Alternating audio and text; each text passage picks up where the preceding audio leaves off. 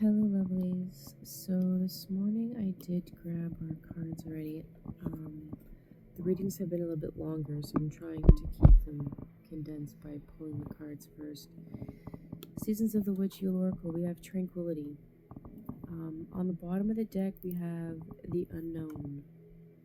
So here, it's literally just a matter of, especially after the last few days, the readings have been, how we came through that pause. We've been reassessing, we've just figuring stuff out, right? The Tranquility card today is asking us, now we need to just wait a second. We need an intentional pause, not a forced pause kind of stop. This is an intentional pause to find that quiet place. We have to reorient into a tranquility, which is an unknown place for us, right? It's this, for some of us, it's a place we know well, but what's trying to alchemize right now, what's trying to come through, needs a quiet, needs that, you need to take a minute, and here's why. So with our cards here, the way they came out, when I was putting them out, they ended up this way. Mainly because one, they fell together this way, but secondly, it just happened. Alright, so here we have the 9 and 10 of swords. What does that mean? The 9 and 10 is all about anxieties. It's all about keeping ourselves from being able to feel fulfilled, being pinned down by our mental dialogue, the anxieties, the stresses, the depressions, the things that plague us, those silent voices we hear in the night that come through and tell us the you're not good enough, the imposter syndromes, the not smart enoughs, the not enoughs, the all those things. Those are the voices, right? And the 10 of Swords is all about letting those thoughts and pin us down and keep us stuck, keep us from being able to reach the sustenance we need. And now it's time to transition out of that.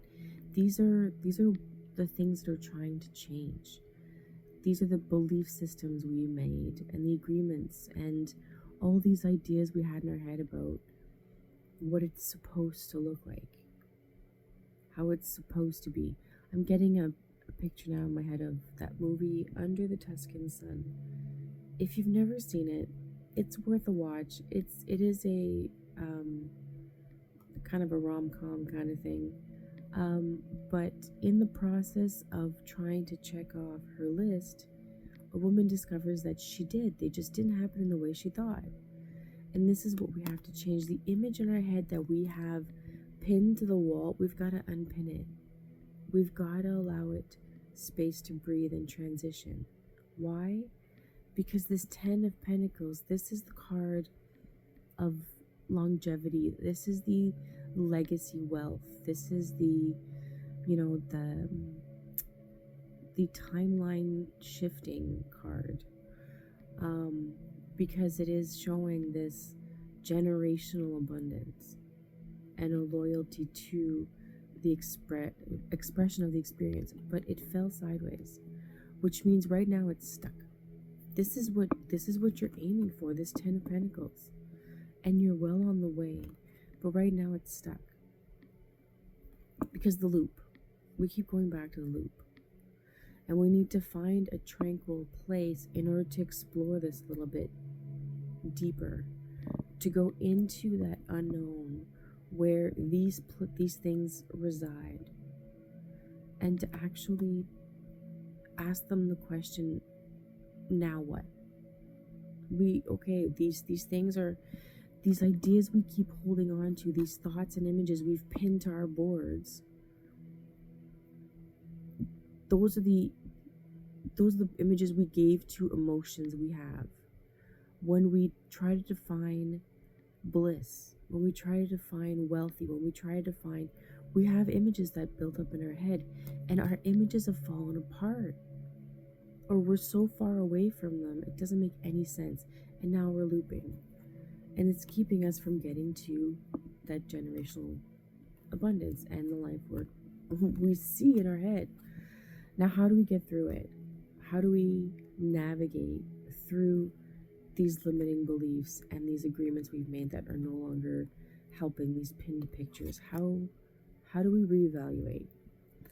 That's when the Knight of Cups and our Queen of Wands comes in. Because we're not going to see the results of this. We're not going to see how to fix it. We have to feel how to fix it.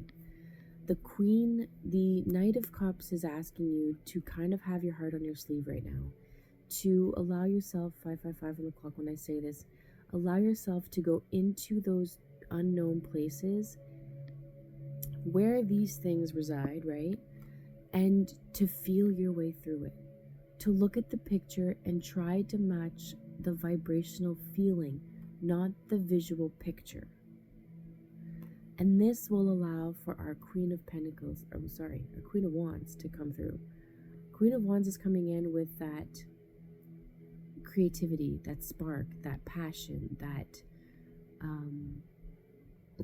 I was going to say creativity again, that ability to brainstorm, that ability to get excited about how this emotion, she is the feminine, right? So this is how you feel about this expression, this rumination, this changing of, it's almost like a changing of the guard, because we're going from a place of images and things and thoughts that were pinned in what we wrote down as a story of what it should look like, and now we're being asked to just feel our way through it. And the Knight of Cups here, what is very, I think, great in this representation is he's very protected. He's going in there cautious.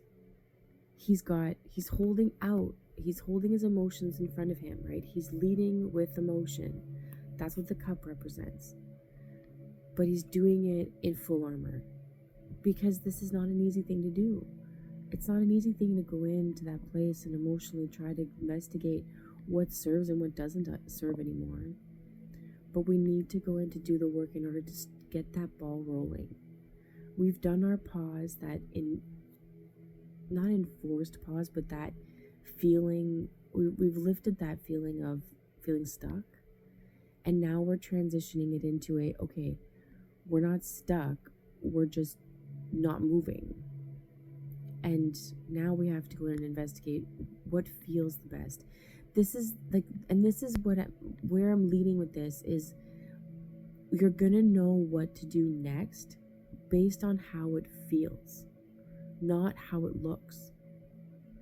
And you need to take the time to rest, find that tranquil place, go into those unknown corners and dig up and figure out, okay, this is not how I thought it would look like.